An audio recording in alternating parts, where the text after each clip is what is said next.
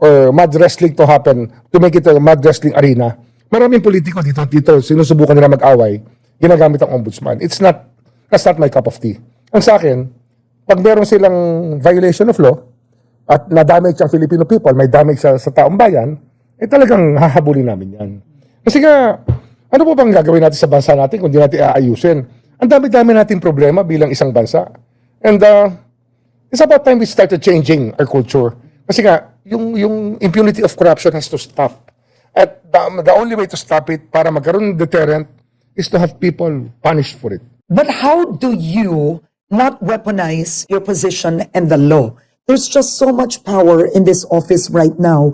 You can actually choose sinong kakasuhan, sino ang hindi kasuhan. You can choose to turn a blind eye also. That's power. Ano yan, pero very transparent na proseso namin. I'm talking to everybody and I'm not evading any question. I think that's the best way to measure what we're doing with the power. We're not avoiding any question. You can ask us anything. We will answer it to the best of our knowledge and when it allows our disclosure of many things. Magpapasko na, wala pang nakukulong. Makikita nyo yun, di ba? Relax lang kayo. Meron ka bang i-aanunsyo? Hindi na natin i-anunsyo, mangyayari na lang yan. Makikita nyo na lang. Kasi nga, mahirap na magsalita. Basta hintayin nyo lang, lalabas yan, darating yan. Posible ba? Malalaman nyo kung may warrant of arrest sa mga tao. You will find out. So a warrant of arrest has been issued against Zaldico. Are you saying a warrant of arrest can be issued against senators this Christmas? Posible. That's possible. Or baka next week. Sino po, Senator Bong Revilla? Yan ang low-hanging fruit. Tsaka matagal na yan na lumabas. At matagal na iniimbestigahan yan. Senator Cheese Escudero, sir. Case build up pa yan. Case build up pa yun. Ano yan eh? You have to go with the evidence. Ganun mo yun. We have to be patient. It's all a process. And due process is so important. Bakit puro senador ang nababanggit? Bakit walang kongresista? Yung congressman, meron rin kaming team na humahawak yan. We're investigating the contractors. Siyempre, dyan ka magsisimula. Tsaka, di naman lahat ng batas na ipa-file mo 3019 eh. Meron kang batas na ipa-file dyan, civil forfeiture.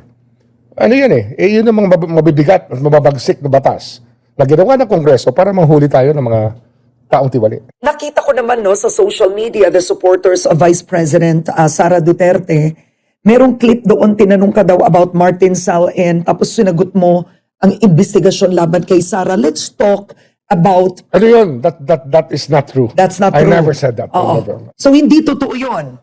AI lang siguro yun.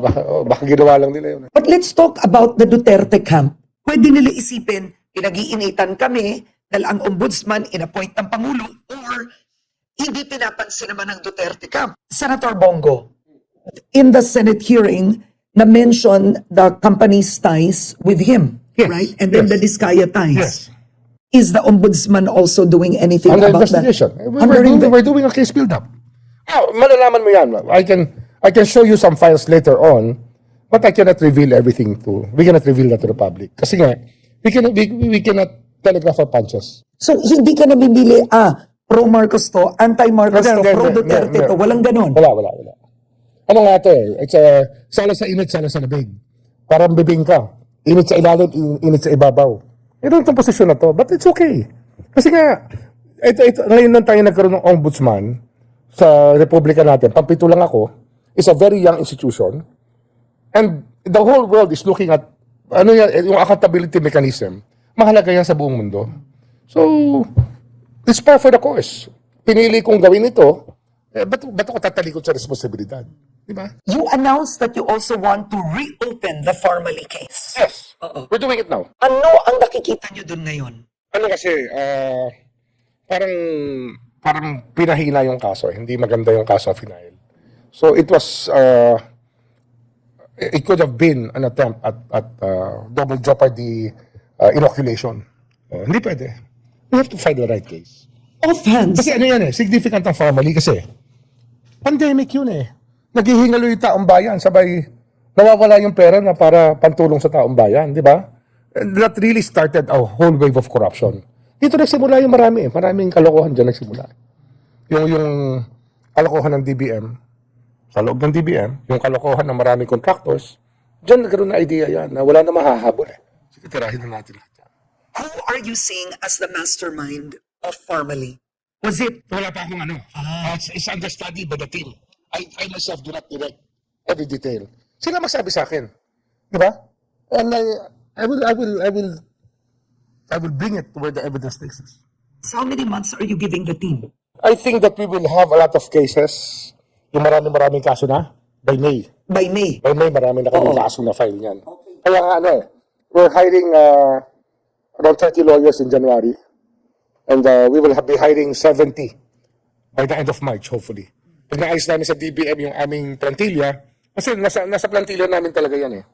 Then, tuloy-tuloy na yan. Vice President Sara Duterte, is your office actively investigating anything? Meron na final dito. So, meron yan assigned natin. Ano yung final, sir? Yung confidential funds, and funds? Yung confidential funds was pending before I arrived here. Andiyan na yun. Yung impeachment grounds, pinadala rin dito yun. We look at it. Ano naman yan? Kaya nga impeachable officer yan. So the only choice I have is to really actually bring it to the House and bring it to the Senate. And bring it to the House and tell them, na-archive yung kaso. Pwede nyo na tuloy. Di ba? Kasi, February 11 ba yung deadline? O Feb 11, di buhayin nyo na yung kaso. Depende na sa House yan, ano attitude nila. Pero, yun as a lawyer, I will go for the unarchiving. Kasi nasa Senate na yun. Kamakailan nag-anunsyo ang Office of the Ombudsman sa Davao? May contractor, Diskaya-related. Ghost project yun. Ghost project. It was referred to us by Secretary Vince Dizon. We just validated all the information. Siyempre, our teams are fact-finding teams. So, And who was the proponent? meron kami mga PNP na nag-validate yan. May NBI na nag-validate yan. Who is the congressman? Who was the proponent? Hindi ko alam. Alam mo, Karen, I don't want to be personally involved in the investigation. Sa akin yan, basta you have a free hand to do it. Hindi ko pwedeng pakialaman yan. Kasi nga, duty ko to eh. It's my duty. Pasensyahan na lang. Di ba? Where the evidence takes us, we will go. What happened to Manuel Bonoan? People are asking, bakit hinayaan Under investigation pa rin. Everything's under investigation. We will see where this leads us. And we have an extradition treaty with the US. We have one. So most likely, ihihiling yung pauwiin si Bonoan. Possible. Tignan natin. Basta where the evidence takes us. Yes, the Office of the Ombudsman has a lot of power, but you will also make a lot of enemies. Yes. How has your life changed? Yeah, I have more security now. That's one. I used to drive to Congress. 5 years ago, I was driving to Congress. Ako nagmamaneho ng sarili kong kotse. Tapos, I used to go home the last. Lagi akong mag-isa na lang pag uwi. Sometimes I didn't have, basta madalas ako nga nagmamaneho pa eh. Tsaka wala akong backup. I like doing what I was doing. And that used to be a 2-hour drive. Sinatsaga ko yan. Ang mga anak mo, 2 of your sons are in politics now. Okay. May security naman sila. Oo. Yeah. How does it favor them? Isipin mo, It doesn't favor them at all. But it probably, in the end, what we just have here is respectability. That we are doing something for the country. They say all politics is local. But this is already where you separate the chaff from the grain. And ito na yung complete political turnaround. Kasi yung local politics naging national na, yung national naging local na. So tingnan natin, saan tayo dadalhin. Kaya maraming repercussions yan. We don't know if they're good or bad. your 2 sons, Abeng and Ping, right, are now in politics. But when you were Justice Secretary, you were also criticized that in effect you influenced the outcome of your son's case. I never even talked to any judge. I just gave him a lawyer. That's all I did. And they filed the proper motions. And it happened. And, ganun talaga ang buhay, Karen. Pag marunong kang abogado at porsigido ka, may resulta naman talaga. May resulta talaga. Do you tell them, kinakausap mo ba sila, o kayo dapat wag kayong magkalat? Kayo Alam na nila yun. Alam na nila yun. They grew up with a father disciplining them already. Bata pa yung mga yan, alam na nila. But when it comes to their project, I have no problem with that. I don't think they have a problem with that. John-Vic Remulla, who is your brother, who's also a cabinet secretary, technically, he also falls under your purview, right? Technically, you can investigate him. Yes. How can you do that? Send me a complaint. I'll assign a team. Hindi ba mahirap yun, Ombudsman? Isipin mo, you're a powerful political clan, and then you are the ombudsman. Ikaw ang sumbungan ng bayan. Siguro kasi I have the heart for this job. I think that not many people have the heart for this job. Kaya ko to. I can manage it. At sinasabi ko lagi, for the country, we'll do it. But I'm sure you've read some feedback that also say you can be more powerful than the president. That's scary. But I do not think that way. Ako, it's just a job, and I do it every day. That's what I do. Yun lang, araw-araw, pumapasok kami, nandito kami araw-araw. Tapos pinag-uusapan namin yung latag ng bawat kaso. Kung ano ang dapat, anong kulang, ano ang dapat dagdagan, ano dapat ang hanapin pa, para matibay ang kaso. Ano naman yan kalahati lang naman kami. Ang kalahati niya nasa korte. Remember, we're only half of the process. The other half is on the judiciary, on how they will rule on everything. May laging kasabihan dyan, kung gusto, may paraan. Kung ayaw, may dahilan.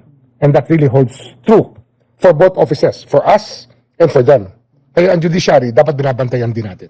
How do you start your day? Do you pray? What do you do? I pray. In the And then morning? I work out. Okay. I work out. I have my coffee. Then I work out. I work out every day. Kasi I have to remind myself that I have to stay healthy. And I have to do this for the next 7 years. Work out every day. Sweat every day. Kailangan yan. Kailangan magpawis. Kailangan na hard work kasi.